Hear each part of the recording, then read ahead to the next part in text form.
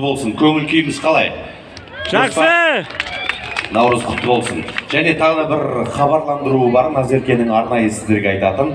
Құрметті Алматы қаласының тұрғындары, қонақтары, кешкісін сағат 19:00-де барлықтарыңызды осы алаңда Алматы Талант концертінде күтетін боламыз. Ол концертте түрлі қазақ эстрадасының жұлдыздары қатысады.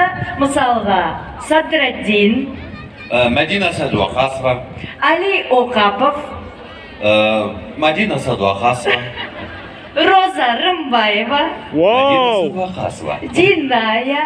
Өте көп. Барлық эстрада жарық жұлдыздары сіздерге тамаша көңіл күй сыйлауға тырысамыз, ал біз әрі қарай кешіміз жалғастырамыз. Көңіл күйлеріңіз тағы да бір тексеріп қойғымыз келіп тұр. Бәрі жақсы ма? Жақсы!